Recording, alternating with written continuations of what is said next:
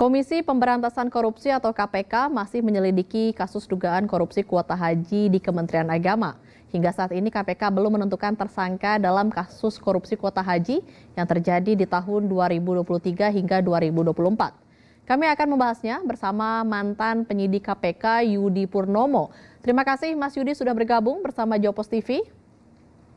Baik, Mbak Rati.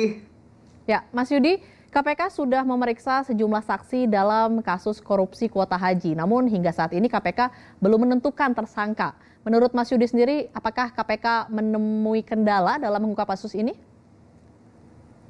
Ya, seharusnya tidak ada kendala yang berarti ya. Karena bagi saya kan kasus ini sudah sangat sederhana dan begitu gamblang ya konstruksi kasus dari yang disampaikan oleh KPK maupun dari panggilan-panggilan terhadap para saksi ya, termasuk juga dari saksi-saksi yang memberikan keterangan ya setelah diperiksa. Jadi bagi saya konstruksi perkara ini sangat mudah. Apalagi kita tahu kasus ini kan bukanlah kasus yang ketika KPK menaikkan dari statusnya penyelidikan ke penyidikan yang biasanya sudah ada tersangka ya, ini kan belum. Nah, namun ya kan KPK artinya tidak dari nol. Artinya sudah banyak yang didapatkan di penyelidikan, apalagi ditambah dengan penyidikan yang sudah 1,5 bulan ini ya. Tentu berdasarkan alat bukti yang telah KPK miliki, ya dengan kemudian melakukan pemeriksaan saksi-saksi yang begitu banyak, ya mulai dari pihak Kemenak, ya sampai pihak travel ataupun orang-orang lain yang terkait, ya bagi saya.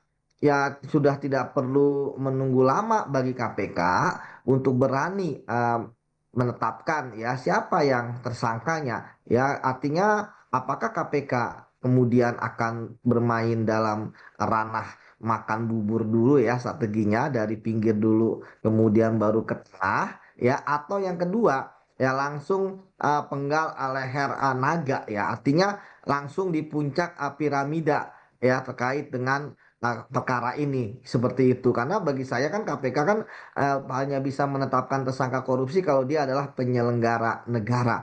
Dan kita pun juga tahu ya bahwa kasus ini tentu malah kemana-mana ya, dengan kemudian ada framing-framing ya, kemudian juga rame di medsos dan sebagainya. Hal ini kan terjadi karena bagi saya harus jadi kritik juga terhadap KPK ya, bahwa akibat terlalu lama menetapkan tersangka, akhirnya spekulasi pun terjadi. Asas praduga tidak bersalah, akhirnya kemudian apa namanya terlanggar gitu ya. Karena bagi saya ya memang ini sebenarnya bolanya ada di tangan KPK ya. Akhirnya kan akhirnya terjadi tidak fokus gitu kan terkait dengan ini. Dan kalau misalnya KPK sudah menspil terkait dengan para dugaan-dugaan tersangkanya, saya pikir segera saja tetapkan ya, kemudian umumkan kepada publik, karena kan kasus ini menjadi saat ini adalah menjadi kasus yang paling disorot ya yang dikerjakan oleh KPK. Begitu Mbak Ratih.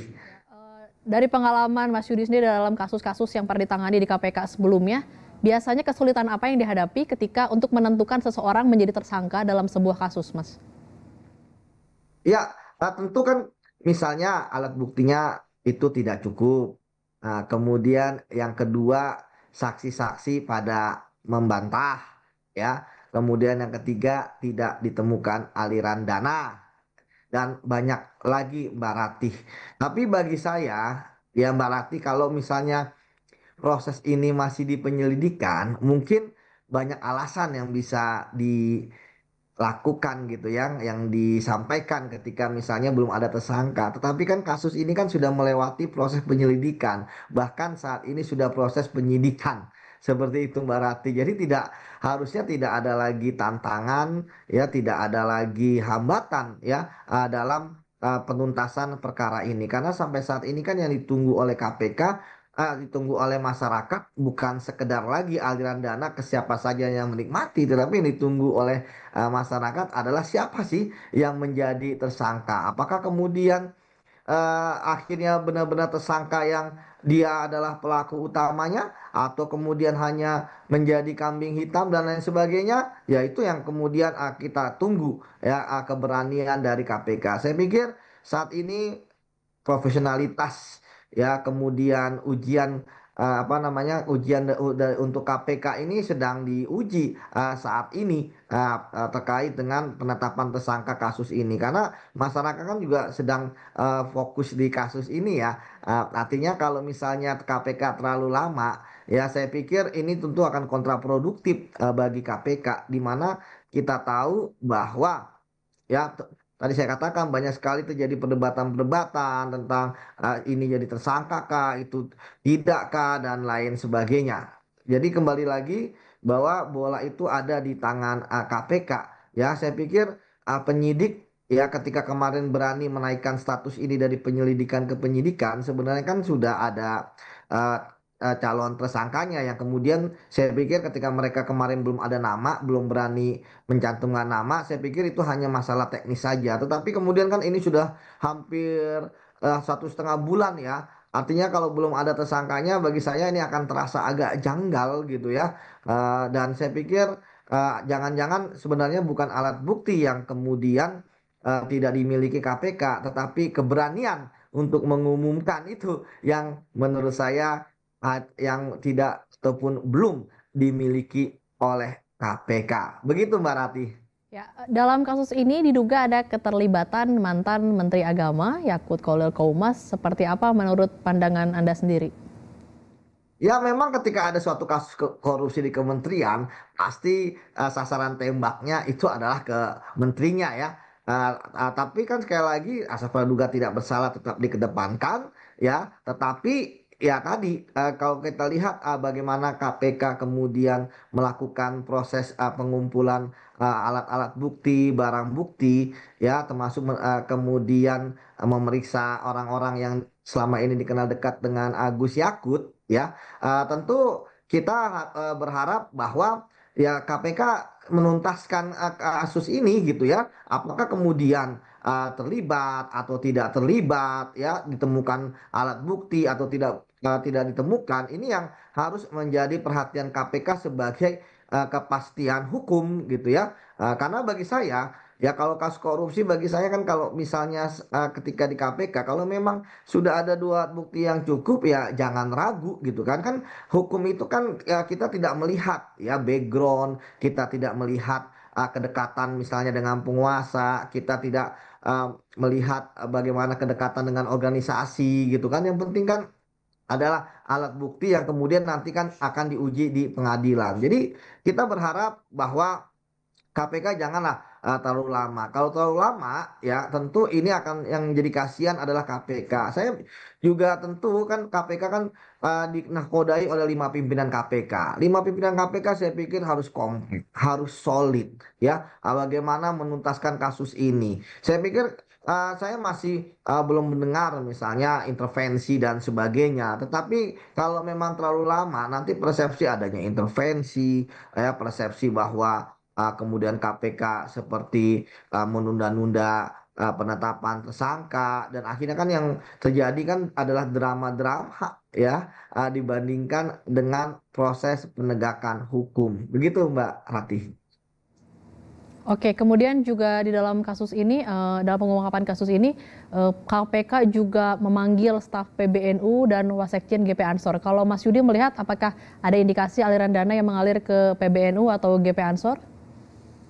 Ya, ya tentu kan semua ini akan dikonfirmasi ya oleh penyidik ya, Dimba ya. Ketika kemudian ada seorang saksi yang diperiksa, tentu selain KPK bertanya ya tentang keterlibatannya dalam suatu kasus di mana dia dipanggil, tentu KPK akan menunjukkan ya dokumen-dokumen terkait dengan apakah dia mengetahui ataupun terlibat gitu ya, entah itu dokumennya terkait dengan aliran uang ataupun dokumen terkait dengan dokumen yang pernah dia terlibat dalam membuatnya. Sampai saat ini kan memang kita belum dapat spill ya dari KPK bagaimana keterlibatan mereka yang istilahnya bisa membongkar ya kasus korupsi ini. Tapi ketika sudah dipanggil, tentu ada sesuatu yang ingin didapatkan ya oleh teman-teman kita penyidik KPK, ya, bahwa mereka pasti ada sesuatu yang mereka lihat, dengar, ataupun mereka alami.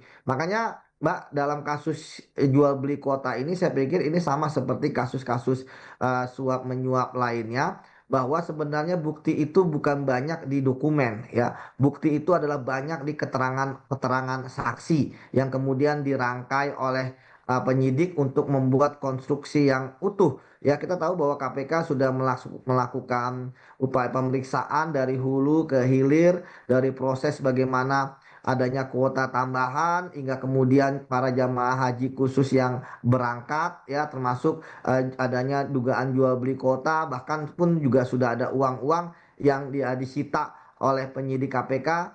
Dan ini tentu akan semakin terang ya bagaimana terjadinya tindak pidana korupsi. Kalau dari saya Mbak, sebenarnya dari apa-apa yang sudah disepil oleh KPK, direktur penyidikannya, kemudian bahkan juru bicara, justru saya melihat KPK jangan senang bermain di ranah media ya, langsung aja dituntaskan. Karena kan nanti kan akhirnya terjadi pro dan kontra ya kan. Akhirnya nanti ada klarifikasi terkait pernyataan dan lain sebagainya. Misalnya kalau sudah ada kalau misalnya sudah ada tersangka kan biar enak gitu kan, KPK sudah tidak ada lagi beban ya untuk menyampaikan ya terkait siapa tersangkanya. Jadi biar nanti aja mereka sendiri yang kemudian membantah ya ataupun juga hal-hal lainnya. Begitu Mbak Ratih.